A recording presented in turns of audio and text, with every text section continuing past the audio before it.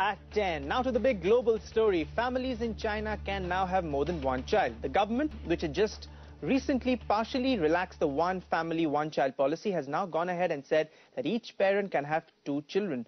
This brings an end to the more than 30-year controversial policy.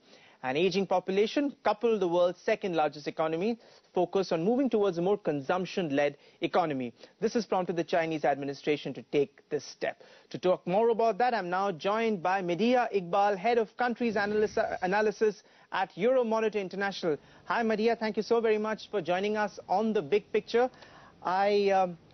I came across your report, Medea, that you recently wrote about, and you talked about that how China is facing this massive demographic time bomb. Why don't you expand a bit on that? Hi, yes, thank you very much for having me.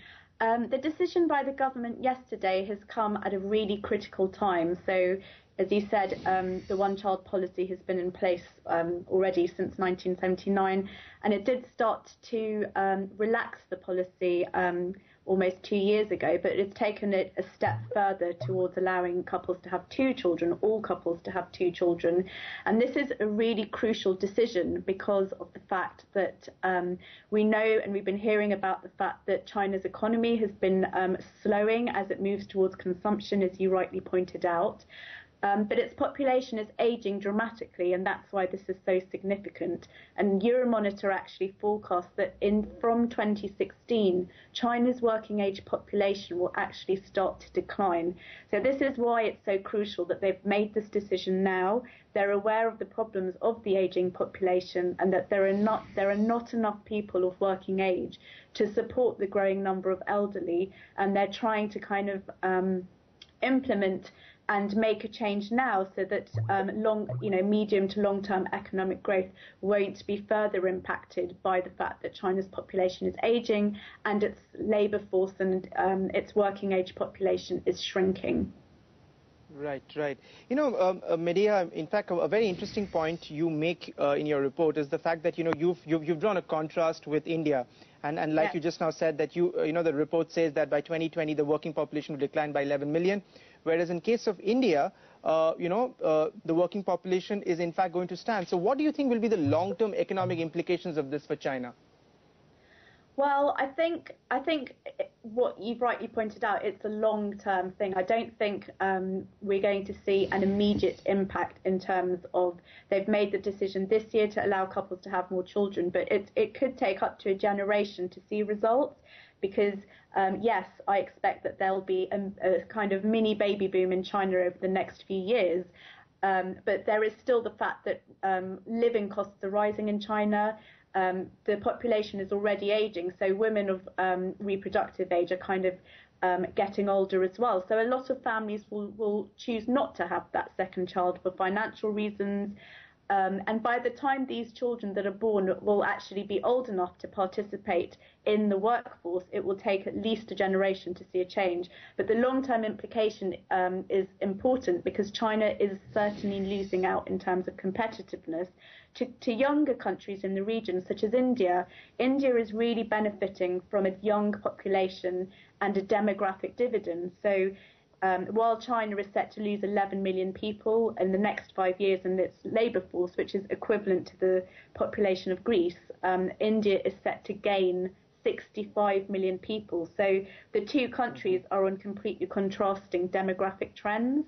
And this is why it's important. China is really trying to address its long-term economic growth, its long-term aging population problems, and its long-term issue with the fact that it needs to boost the labour force in order to remain competitive and compete with the younger populations within Asia as well.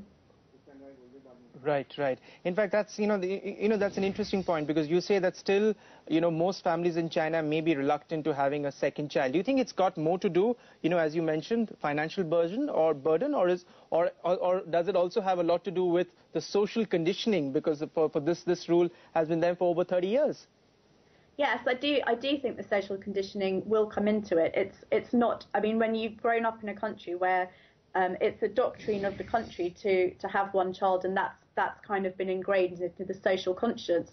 It's not an overnight change. There will certainly be couples that will want to have a second child, and many couples in China over the last 30 years or so have wanted to have a second child, but it won't be an instant change because they're so used to thinking of, that these children are brought up to be their emperor children. They're brought up to think that one child is the best way forward. So yes, it boils down to financial implications for the family, but also I think that it could take potentially a generation to kind of shift that mindset away from, in China we have one child and that's the way it is. Right. Medea, finally, dig into history somewhat, because tell us, in hindsight now, do you think that that Deng Xiaoping's decision to come in with that policy in the first place was the right one? Because 30 years hence, they've had to revoke it. Well, it's difficult because, China, even with that restriction in place, China is still the world's most populous country. It still has the largest population in the world. And yes, I'm talking very much about its labour force is going to start to decline from next year. But we need to put this into context. It still has one of the largest labour markets in the world. So it's a bit about context. But I think they would have thought it was the right decision at the time to control the population growth, and certainly China's economic double-digit growth may have been different if there was the added pressure of having a higher youth dependency ratio rather than an aging increase. So there would have been the burden of having more children to look after, and also one of the challenges India is facing. Moving back to India is, yes, it does have a very young population, but this can only be a benefit if the government can find enough jobs to satisfy that economic growth. There are dangers to having a very young population because if there are not enough jobs, then there could be problems in the future. So it's hard to say with hindsight, but I think, yes, potentially I think this decision should have been reversed a lot sooner than it has been, because already the ageing trend has taken hold. We forecast that the average age in China will hit 40 by 2025, and this is on a par with developed economy aging, and China is not a developed economy. So right. Yes, this decision they should have reversed it earlier. Got to leave it at that, Medea. Thank you so very much. In fact, when President Bush had met Chinese Premier Wen Jiabao, back about like 10 years ago, and he'd asked him one question, that what keeps you awake at night? And that time Wen had reportedly said that, how do I absorb 25 million people every year into the workforce? That is something that keeps me up all night. Thank you so very much joining us live from London.